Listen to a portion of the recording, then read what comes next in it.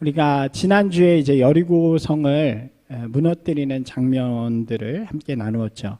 가나안 땅에 들어온 이스라엘 백성들은 이제 그 첫 번째 관문이었던 여리고성을 만나게 되고 하나님께서 명령하신 방법에 순종함을 통해서 승리를 경험하게 됩니다.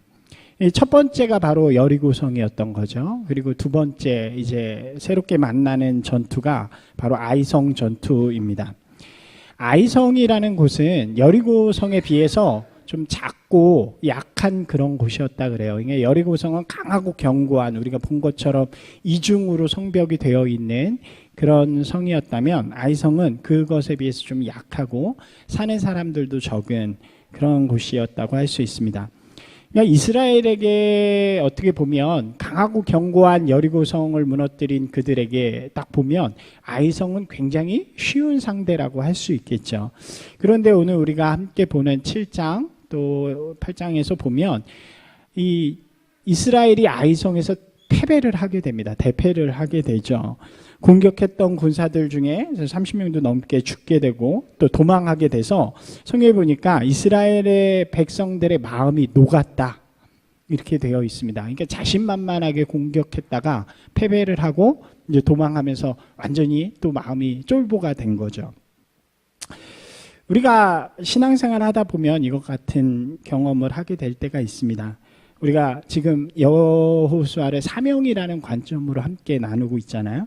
그러니까 그런 관점으로 볼 때 우리의 삶의 자리에서 우리가 승리하는 그리스도인으로 살 때도 있고 내가 생각해도 내가 참 멋진 그리스도인이야라고 느끼면서 살아갈 때도 있고 또 어떨 때 보면 좀 부끄러운 그리스도인으로 그리스도인답지 못하게 살아가는 나의 모습을 발견할 때도 있죠. 또 우리 말씀처럼 굉장히 큰 승리, 그리스도인으로서의 어떤 멋있는 일을 하고 그러고 나서 자신만만해 있다가 그 다음에 탁 거꾸라지는 그런 일을 경험하게 되기도 합니다. 그런 관점에서 오늘 이 아이성 전투의 말씀을 함께 보시면 좋을 것 같아요. 여리고성에서 엄청난 승리를 경험한 이스라엘이 아이성에서 갑작스럽게 패배하게 된 이유에 대해서 성경 우리에게 잘 이야기해주고 있습니다. 패배의 원인이라고 할 수 있겠죠. 첫 번째로 이렇게 이야기해요. 패배는 순종을 시작할 때 패배가 시작되어집니다 라고 하는 거죠. 우리가 사명의 자리에서 패배하는 시작은 하나님의 말씀에 불순종할 때 시작이 되어지는 거죠. 이스라엘 백성들은 여리고성 전투를 되돌이켜 보면 철저하게 하나님 말씀에 순종하잖아요. 이해할 수 없지만 그리고 어렵지만 돌라 그러는 말씀, 침묵하라는 그 말씀 속에서 그 말씀에 순종해서 여리고성을 무너뜨리게 되죠. 하나님께서 그 이후에 그들에게 한 가지 명령을 하십니다. 한번 같이 읽어볼까요? 6장 18절 19절 말씀인데요. 18절부터요. 시작. 너희는 온전히 바치고 그 바친 것 중에서 어떤 것이든지 취하여 너희가 이스라엘 진영으로 바치는 것이 되게 하여 고통을 당하게 되지 아니하도록 오직 너희는 그 바친 물건에 손대지 말라. 은금과 동철 기구들은 다 여호와께 구별될 것이니 그것을 여호와의 곳간에 드릴지니라 하니라. 좀 어려운 성경 말이 좀 어렵죠. 쉽게 이야기하면 세 번역은 이렇게 해요. 너희는 전멸시켜서 바치는 희생 제물에 괜히 손을 댔다가 스스로 파멸당하는 일이 없도록 주의하라. 너희가 전멸시켜서 바치는 그 제물을 가지면 이스라엘 진은 너희 때문에 전멸하게 될 것이다. 모든 은이나 금이나 놋이나 철로 만든 그릇은 다 주님께 바칠 것이니 거룩하게 구별해서 주님의 금고에 넣어두도록 해라. 이런 말씀이세요. 지금 전쟁에서 승리했어요. 굉장히 큰 승리를 하고 그곳에 나오는 어떤 전리품들도 가지지 말라고 말씀하시는 것입니다. 그러니까 보통 전쟁을 하고 승리를 하면 승리한 팀에서 전리품들을 가지잖아요.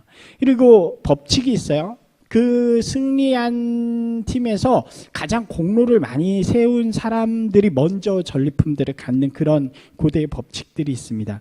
그런데 아무것도 가지지 말고 다 태워버리라고 말씀하시는 거예요. 여기에는 두 가지의 이유가 있다고 할 수 있을 것 같습니다. 그러니까 당시에 이 법칙으로 따르면 지금 전리품들을 다 누가 가져간다는 거예요. 하나님이 가져가신다는 거죠. 그러니까 다른 얘기로 하면 이 전쟁, 여리고 성의 전투는 누가 하셨다는 것을 의미해요? 하나님이 하셨다는 것을 의미하는 거예요. 그러니까 너희의 능력으로 너희의 힘으로 싸워서 승리한 것이 아니라 가나안 땅의 첫 전투인 이 여리고 전투는 내가 했기 때문에 너희가 이 모든 것을 나에게 바쳐야 한다라고 말씀하시는 게 첫 번째고요. 또 하나의 이유는 모두 다 진멸하라고 말씀하세요. 태워버리라. 그 이유가 무엇이냐면 그 땅은 우상을 섬기는 땅이잖아요. 그러니까 그들이 갖고 있는 모든 것들이 우상에 대한 것들이란 말이에요. 그것을 이스라엘 백성들이 갖고 오면 이 하나님을 섬기는 이스라엘 백성들이 오염되어질 수 있죠. 그렇기 때문에 하나님께서는 이 두 가지의 이유를 들어서 여리고성 전투는 하나님께서 하신 것이다. 승리는. 그리고 이 모든 것은 죄악된 것이기 때문에 다 태워버리라고 그렇게 말씀하시게 되는 거죠. 근데 이 말씀을 지켰으면 좋은데 6장 뒤에 그렇게 말씀하시고 7장 1절이 이렇게 시작을 하는 거죠. 우리가 오늘 읽었던 말씀이에요. 다시 한번 읽겠습니다. 이스라엘 자손들이 온전히 바친 물건으로 말미암아 범죄하였으니 이는 유다 지파 세라의 증손 삽디의 손자 갈미의 아들 아간이 온전히 바친 물건을 가졌습니다. 여호와께서 이스라엘 자손들에게 진노하시니라. 7장 1절에 패배, 그러니까 7장은 패배에 대한 이야기들을 기술하고 있는데 그 패배 이전에 이 말씀을 기록하고 간다는 거죠. 무슨 이야기입니까? 아무것도 가지지 말라는 하나님의 명령에 불순종했어요. 그것이 이 이후에 있을 패배의 시작이요 이유가 되었다는 것을 의미합니다. 하나님께서 이스라엘에게 진노하셨어요. 사명의 자리에서 하나님께서 진노하시는 그 순간 패배는 시작되었다는 것이죠. 이스라엘이 하나님의 명령에 불순종함으로 말미암아 이 전쟁에서는 이미 패배가 시작되어진 것입니다. 사랑하는 여러분, 우리가 서 있는 삶의 자리에서 그것이 우리의 사명의 자리라고 말씀드렸잖아요. 가정, 또 직장, 우리가 서 있는 그 공동체 가운데서 우리가 승리한다는 것은 이런 걸 의미하는 거죠. 나로 말미암아 하나님의 뜻이 그 지역에 또 그곳에 임하는 것, 이루어지는 것을 승리라고 한다면 그곳에서 그런 일들을 시작하기도 전에 실패하는 방법이 있다는 거예요. 뭐예요? 하나님의 말씀에 불순종할 때라는 거죠. 하나님께서 나에게 원하시는 것, 나에게 말씀하시는 것을 내가 알고 있어요. 그럼에도 불구하고 지키지 않기로 결정하면 이미 끝났다는 거예요. 이미 전쟁은. 우리가 우리의 삶의 자리에서 그리스도인의 영향력을 가지지 못하는 그런 시작이 바로 불순종이라고 할 수 있는 것입니다. 그죠? 여러분, 용서하는 것보다 미워하는 게 편하잖아요. 용서하지 않는 게 편하죠. 그래서 용서하라는 말씀에 불순종합니다. 그러면 그곳에 패배가 시작이 되어지는 거예요. 사랑하는 것보다 무관심한 게 편하죠. 그래서 사랑하라는 말씀에 불순종합니다. 섬기는 것보다는 내 맘대로 하는 게 편하지 않아요. 그래서 섬기라는 종이 되라는 그 말씀에 불순종합니다. 나누라는 것보다는 나만 가지는 게 좋죠. 그래서 나누라고 도와주라는 그 말씀에 불순종합니다. 그 순간 이미 그곳에서의 전투는 끝났다는 거예요. 그죠? 여러분, 가정이 정말로 막 지옥처럼 만들려면 어떻게 하면 돼요? 내 마음속에 이미 나는 죽어도 사랑하지 않겠다라는 마음을 가지면 되죠. 용서하지 않겠다, 내가 위에 서겠다라는 마음을 가지면 되는 거죠. 불순종이 바로 패배의 시작이 되었다는 것입니다. 그 불순종은 두 번째로 신앙의 왜곡을 가져오기 시작했어요. 시작된 패배의 씨앗은 그들의 신앙을 왜곡하기 시작합니다. 원래 여호수아의 이스라엘 백성들은요, 온전히 하나님 앞에 서 있는 사람들이었잖아요. 우리가 계속 본 것처럼 하나님 중심이었고요, 겸손했고요, 하나님의 능력을 의지하는 그런 사람들이었습니다. 그런데 그들의 불순종이 그들의 신앙에 이렇게 나쁜 뿌리들을 변화시키기 시작해서 교만해지고 자기중심적으로 만들어가기 시작해요.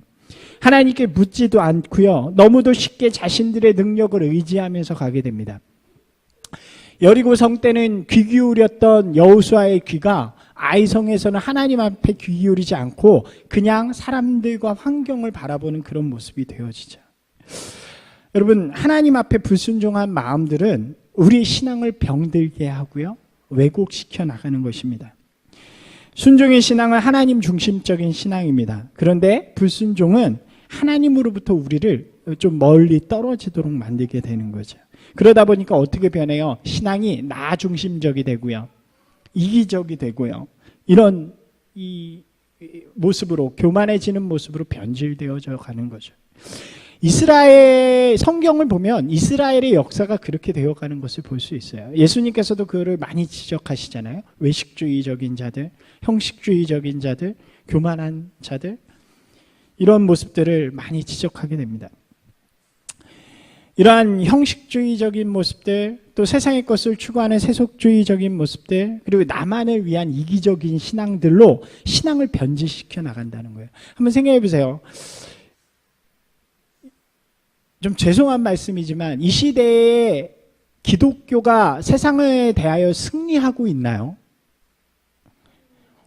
어떻게 생각하세요? 가끔 보면 작은 데서는 승리하는 모습들을 보지만 크게 보면 막 맨날 욕먹는 것처럼 보이잖아요. 그 이유가 바로 여기 있다고 저는 생각해요. 우리의 신앙의 모습이 형식주의적인 모습, 그러니까 보여지는 것을 추구하는 거죠. 세속주의적인 것, 교회가 세상하고 똑같은 걸 추구하는 게 커지고 많아지고 배불러지는 것들, 이기주의, 나만 원하는 그런 모습들, 나만 잘 되면 된다는 모습들로 이게 변질되어져 가니까 세상에서 자꾸 패배하게 될 수밖에 없는 거죠. 그러다 보니까 어떻게 돼요? 하나님의 일에 최선을 다하지 않는 삶을 나아가게 됩니다. 왜곡된 신앙 속에 사로잡힌 이스라엘 백성들은요, 교만한 마음을 가지게 되고요, 그리고 최선을 포기하기 시작합니다. 한번 생각해 보면요, 여리고성 전투랑 비교해 볼 수 있을 것 같아요. 여리고성에서는 최선을 다했어요. 이들이 싸울 수 있는 모든 인원, 약 60만 명 정도라 그러는데 60만 명이면 엄청난 수죠. 세종이 지금 30만 명 되나요? 그러니까 세종에 있는 사람들을 다 모아온 것보다 더 많은 사람들이 손을 잡고 여리고성을 뺑뺑 돈 겁니다. 매일 최선을 다했어요. 근데 이들이 7장을 보면 변한 모습들을 보여줍니다. 한번 같이 읽어볼까요? 7장 3절 말씀이에요. 시작. 여호수아에게로 돌아와 그에게 이르되 백성을 다 올라가게 하지 말고 2-3천 명만 올라가서 아이를 치게 하소서. 그들은 소수이니 모든 백성을 그리로 보내어 수고롭게 하지 마소서. 그러니까 지금 이게 뭐냐면 정탐 갔다 온 사람이 하는 말이에요. 정탐 갔다 온 사람의 뉘앙스가 완전히 달라졌죠. 한 2-3천 명만 보내서 다 가지 말고 수고롭게 하지 말고 몇 명이면 될 것 같으니까. 여호수아도 이미 눈이 좀 가려졌던 것 같아요. 그래서 어떻게 하냐면 백성 중 3천 명쯤 보내게 되죠. 그랬다 어떻게 돼요? 이 사람 앞에서 패배하게서 도망가게 되는 것입니다. 우습게 알고 최선을 다하지도 않았어요. 거기다 아무런 전략이나 전술도 갖지 않습니다. 전쟁에서 이게 굉장히 무식한 일이죠. 전투를 하는데 아무런 전술 전략 없이 약하니까 그냥 막 달려가는 모습이죠. 이스라엘 백성들은 왜곡된 신앙에 의해서 눈이 멀고 교만한 마음을 가지게 된 것입니다. 지금 얻은 이 승리, 자신들이 얻었던 이 승리가 자신들의 힘 때문이라고 생각한 거예요. 그러니까 지금 자신들은 힘을 많이 가진 사람들이고 승리한 사람들이라고 생각하는 거죠.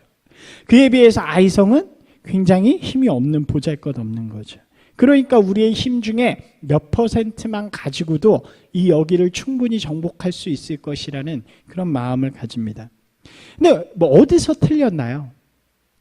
시작부터 틀렸죠. 이들이 가진 힘은 이들의 것이 아니었어요. 이들은 힘을 가진 사람들이 아니었습니다. 전투도 준비되어 있지 않은 사람들이었고요. 이들의 여리고성의 전투의 승리는 누구의 힘이었어요? 하나님의 힘이었잖아요. 그러니까 내가 노력하지 않아도 열매를 얻을 것이라는 잘못된 결과를 갖게 된 거죠. 사랑하는 여러분, 우리가요, 우리 삶에 대해서 오해하기 시작하면 우리의 사명의 자리에서 대충 할 수 있습니다. 내가 대충 해도 하나님께서 일하시겠지. 그 능력이 나의 힘이라고 생각하는 순간 나는 힘이 많은 사람이니까 조금만 해도 되겠지라고 생각하는 거예요. 그 순간 능력에는 균열이 생기게 되는 거죠. 제가 제일 좋아하는 말, 많이 하는 말 중에 하나가 이거예요. 아무것도 하지 않으면 아무 일도 일어나지 않습니다. 한번 같이 해보실까요? 아무것도 하지 않으면 아무 일도 일어나지 않습니다. 우리가 이런 말을 쉽게 써요. 하나님의 일은 하나님께서 하십니다. 할렐루야. 맞죠? 맞아요. 근데 이게 우리의 핑계가 되어서는 안 됩니다. 하나님의 일은 하나님이 하시기 때문에 나는 아무것도 안 해도 되라고 말하는 그 순간, 나는 조금만 해도 된다고 말하는 그 순간 우리의 삶의 자리는 패배의 자리가 될 수밖에 없어요. 적당히 하면서 하나님의 일은 하나님이 하시니까 하나님께서 하시겠지 하는 건 하나님의 뜻이 아닙니다. 우리 가족이 예수 그리스도를 믿었으면 좋겠어요. 다. 근데 내가 적당히 교회 다니면서 적당히 해요. 근데 하나님이 하실 거예요 한다고 해서 우리 가족이 하나님께로 돌아오는 일이 일어나지 않는다는 거예요.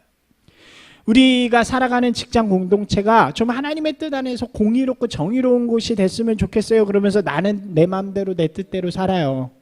그런다고 그런 일이 이루어지지 않는다는 거죠.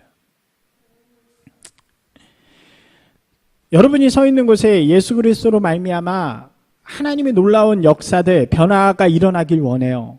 그런데 내가 그곳에서 적당히 하고 아무것도 하지 않으면 그곳엔 아무 일도 일어나지 않는다는 것이죠. 왜요? 하나님께서는 하나님의 일을 자신의 생명을 걸고 헌신하는 사람을 통해서 이루어가기 때문에 그래요. 자신이 할 수 있는 최고의 것을 가지고 자신의 사명의 자리로 나아가는 사람을 통해서 그 사명의 자리를 변화시키고 하나님의 나라를 이루어 가시는 것입니다. 그죠? 그렇게 생명을 바친 예수 그리스도와 그의 제자들을 통해서 복음이 전해지고요. 정말 최선을 다해 자신의 삶을 헌신하며 나아간 바울을 통해 이 유럽이 복음화되어지고요. 또 그 복음을 들고 온 세계 각국으로 나아간 우리나라에 와서 피를 흘려 죽어간 선교사님들에 의해서 우리나라에도 복음이 전해지고 지금 우리가 이렇게 살아갈 수 있는 거죠.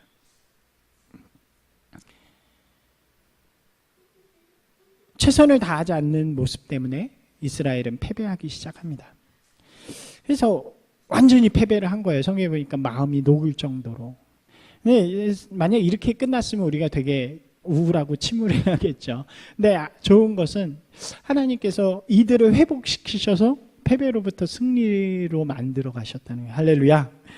사명의 자리에서 이 패배할 수 있어요. 실패할 수 있습니다. 그러나 하나님은 우리를 돌이키셔서 다시 승리의 자리로 만들어 가시는 줄로 믿습니다. 오늘 그 모습을 좀 보려고 그래요. 패배에서 승리로 변화시킬 수 있는 원동력이 무엇인가? 우리가 먼저 주목해서 봐야 하는 것은 패배 속에서 여호수아의 첫 번째 모습이었어요. 한번 같이 볼까요? 6절 말씀입니다. 함께 읽겠습니다. 여호수아가 옷을 찢고 이스라엘 장로들과 함께 여호와의 궤 앞에서 땅에 엎드려 머리에 티끌을 뒤집어 쓰고 저물토록 있다가, 자, 지금 패배의 순간이 되었어요. 그 순간 여호수아가 어디로 갔어요? 하나님 앞으로 가는 거예요. 여러분, 우리가 이것을 분명하게 기억하기 소망합니다. 우리 삶의 자리에서 패배할 수 있어요. 실패할 수 있어요. 우리가 그리스도인답지 못하게 살아갈 수도 있고요. 낭망할 수도 있습니다. 그때 우리의 자리가 어디가 돼야 된다는 거예요? 바로 하나님의 앞이 돼야 된다는 거죠. 우리 삶에서 실패하든 성공하든 그리스도인의 자리는 바로 하나님 앞인 것입니다. 우리가 실패, 패배를 성공, 승리로 바꿀 수 있는 가장 중요한 원리는 하나님 앞에 서는 거예요.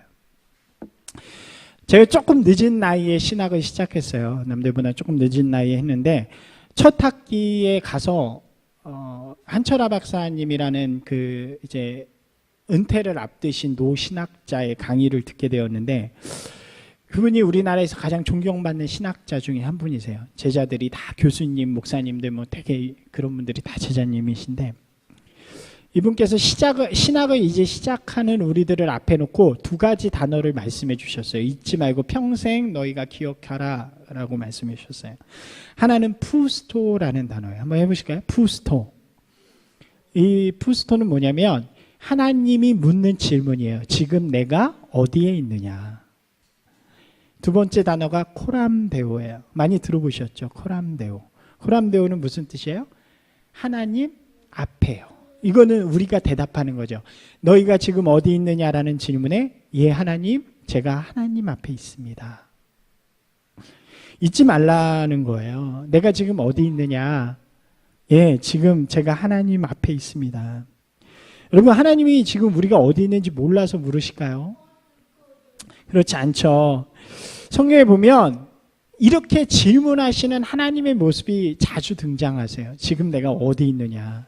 여러분 기억하시나요? 첫사람 아담이 하나님의 동산에서 불순종하고 죄를 짓고 죄책감으로 낭망하며 숨어 있을 때 하나님께서 그를 향해서 말씀하세요. 아담아, 내가 지금 어디 있느냐.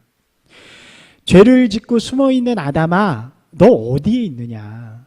하나님이 벌 주시려고 그러는 것이 아니라 찾고 계시는 거예요. 왜 아담을 향해 이런 질문하셨어요? 하나님이 원하시는 것은 죄 지었어도 실패했어도 낭망했어도 그 모습 그대로 지금 나오라고 말씀하시는 거죠. 괜찮다고 되돌이킬 수 있다고. 사랑하는 여러분, 이것이 주님이 원하시는 일인 줄로 믿습니다. 이미 우리 하나님께서는 우리의 모든 죄도 우리의 모든 실패도 감당하시기로 결정하셨어요. 우리의 실패, 우리의 실수, 부족함, 그 모든 것들을 감당하시기로 결정하시고 우리를 용납해 주시기 위해서 예수 그리스도를 보내주신 것입니다. 그렇기 때문에 그 예수님께서 우리에게 이렇게 말씀하시는 거예요. 한번 같이 읽어볼까요? 수고하고 무거운 짐진 자들아 다 내게로 오라. 내가 너희로 쉬게 하리라. 할렐루야. 여러분, 그리스도인의 자리는 바로 하나님의 앞인 것입니다. 여러분, 언제든지 주님 앞에 서는 분들이 되시길 바랍니다. 너무 소중한 거예요. 그래서 주일 예배가 되게 소중해요. 그러니까 우리가 맨날 주님 앞에 서 있을 수 있으면 더 좋죠. 근데 잘 그러지 못하니까 세상에서 살다 보면. 그래서 예배의 자리, 그 순간 하나님 앞에 서서 제가 주님 하나님 앞에 섭니다 라고 고백하는 거죠. 날마다 그럴 수 있으면 더 좋죠. 내가 지금 어디 있느냐는 그 주님의 물음에 제가 지금 주님 앞에 있습니다 그렇게 고백하는 저와 여러분이 되기를 주님의 이름으로 축원합니다. 그것이 시작이 되었어요. 이제 여호수아가 이스라엘의 패배에 하나님 앞으로 나아가서 이제 장로들과 함께 티끌을 머리에 쓰고 죄를 뒤집어 쓰고 회개를 하기 시작하는 거죠. 참회하는 것입니다. 여호수아가 하나님 앞에 나아가 자신의 패배의 이유가 이 하나님 앞에 있음을 알고 하나님 앞에 엎드리게 되는 거죠. 하나님께서는 그들에게 이제 여호수아에게 말씀하세요. 왜 패배가 되었는지, 그리고 그것을 되돌릴 것을 명령하시죠. 우리가 읽진 않았지만 7장 16절부터 26절을 말씀해 보면 아간을 찾아서 징계하는 그런 말씀이에요. 7장 1절에서 우리가 무슨 누구의 아들, 누구의 손자 이런 거 봤잖아요. 이 이스라엘에서는 그 족보가 되게 중요한데 이 아간을 찾을 때도 그런 식으로 찾아 나가세요. 이제 제비뽑기를 해가지고 무슨 지파, 누구 가문, 누구의 아들 막 이렇게 해가지고 한번 가셔서 읽어보시면 재밌을 것 같아요. 지파를 딱 불러서 제비를 뽑았는데 유다 지파가 뽑히게 되고요. 그 지파 족속들, 가족들을 불러보니까 세라 족속이 뽑히고요. 그 다음에 가족장들을 불렀더니 삽디가 뽑히게 되고 그 가족들에게 또 뽑으니까 아간이 뽑히게 된 거죠. 그리고 그 가져간 것을 이제 이야기하니까 아간이 가져간 것들을 다시 가져오게 됩니다. 그리고 오늘 우리가 읽은 것처럼 어떻게 했어요? 그의 가족들을 모두 아골 골짜기에다가 묻게 되죠. 좀 잔인하긴 하지만 한번 같이 읽겠습니다. 시작. 그 위에 돌무더기를 크게 쌓았더니 오늘까지 있더라. 여호와께서 그의 맹렬한 진노를 그치시니 그러므로 그 이름을 오늘까지 아골 골짜기라 부르더라. 아멘. 우리가 패배에서 승리로 갈 수 있는 두 번째 원리는 바로 우리의 삶에 불순종을 죽이는 일입니다. 불순종은 패배의 원인이고 시작이 되었잖아요. 그렇기 때문에 그 돌이키는 시작은 불순종을 돌이키는 것, 즉 좀 과격하게 불순종을 죽이는 일이라고 할 수 있습니다. 우리 삶에서 아골 골짜기를 만드는 것이라고 할 수 있겠죠. 아골의 뜻은 무엇이냐면 괴로움이라는 뜻입니다. 아골 골짜기는 그럼 괴로움의 골짜기라는 의미겠죠. 아간과 그 가족이 처형된 장소이기도 하고 돌무더기로 만들어진 심판과 저주의 장소가 됩니다. 그런데 반대로 생각해 보면 반드시 이 아골골짜기가 있어야만 이스라엘은 회복이 되어지는 거예요. 죽음의 상징이기도 한 이 아골골짜기가 있어야 이스라엘은 다시 하나님이 주시는 승리를 회복할 수 있게 된다는 거죠. 여러분, 우리가 삶의 자리, 사명의 자리에서 승리하는 그리스도인이 되기 위해서는 우리의 삶에도 이 아골골짜기가 반드시 있어야 된다는 거예요. 그럼 아골골짜기는 우리의 삶에 뭐라고 할 수 있을까요? 가장 좋은 표현으로는 회개함이라고 말씀드릴 수 있겠죠. 우리 삶에 회개가 날마다 있을 때 우리는 이 승리를 회복할 수 있다는 거죠. 우린 회개는 참 잘합니다. 그죠? 무엇인가 죄를 지면 잘못됐단 말은 참 잘해요. 그런데 말은 잘하면서도 그 죄와 또 싸우려고 하지는 않습니다. 이것은 참된 회개라고 말할 수 없을 것 같아요. 제가 예전 그 청년 사역을 할 때 청년들하고 가끔 이야기를 나누면 이 청년들이 이런 이야기를 할 때가 있었어요. 이제 술을 먹고 막 후회를 해요. 왜 술을 막 저랑 얘기를 하다 보면, 그리고 제가 좀 편한 목사다 보니까 목사한테 술 먹었다는 얘기도 자주 하고 그러는데 청년들이 그러면 후회를 해요. 그러고 나서 깨지는 머리를 감싸고 뭐라고 이야기해? 다시는 술을 먹지 않을 거야 라고 결심한다는 거예요. 그리고 또 이제 말씀이나 이런 걸 들으면 술을 먹지 말아야지 이런 마음을 들고, 근데 좀 지나지 않아서 누군가 친구에 의해서 그런 자리로 나오라고 하는, 좋은 미팅 자리가 있으니까 빨리 나오라고 하는 그런 전화를 받으면 아무 고민 없이 달려가는 자기의 모습을 본다는 거죠. 여러분, 이것은 회개가 아니에요. 회개는 무엇입니까? 잘못했다고 말하는 것이 아니라 불순종으로부터 되돌리기 위해서 싸우는 게 회개예요. 회개는 불순종한 나를 예수 그리스도의 십자가 앞에 죽이는 것입니다. 그리고 그 불순종과 이제부터 싸우기로 결심하는 거예요. 제가 아까 불순종 이야기할 때 미움, 다툼, 사랑, 시기 이런 거 말씀드렸잖아요. 미워하는 게 쉽죠. 용서하고 나누는 것보다. 근데 그게 불순종이니까 우리가 우리의 삶에서 하나님 이제 미워하지 않겠습니다 하고 미워하지 않기 위해서 싸우는 거예요. 실제 그런 일이 다가오면 우리는 어떻게 해요? 쉽게 미워해버리잖아요. 한 번쯤은 미워하지 않게 싸워보는 게 회개의 모습이라는 거예요. 여러분, 한번 묻겠습니다. 여러분, 날마다 회개하시면서 살아가십니까? 나의 삶의 모습에서 나 이거 하나님 앞에 불순종했으니까 내일은 좀 이대로 살아보지 않겠어 라고 다짐하십니까? 아니면 쉽게 타협하면서 살아가시나요? 이것은 늘 다 그러는 거니까. 사랑하는 여러분, 여러분의 삶에 아골골짜기를 만드시기 바랍니다. 내 삶에 아골골짜기를 만들어서 날마다 그것을 죽이는 연습을 할 때 우리의 삶은 하나님이 원하시는 그 승리의 삶으로 나아갈 줄로 믿습니다. 결심하고 도전해도 한 번에 변화되는 건 없어요. 그죠? 어떻게 내가 오늘 결심했다고 내일 바뀌어요. 근데 날마다 회개하는 인생과 그것을 쉽게 포기하는 인생은 전혀 다른 길을 갈 수 있다는 거죠. 이것이 회개의 능력인 것입니다.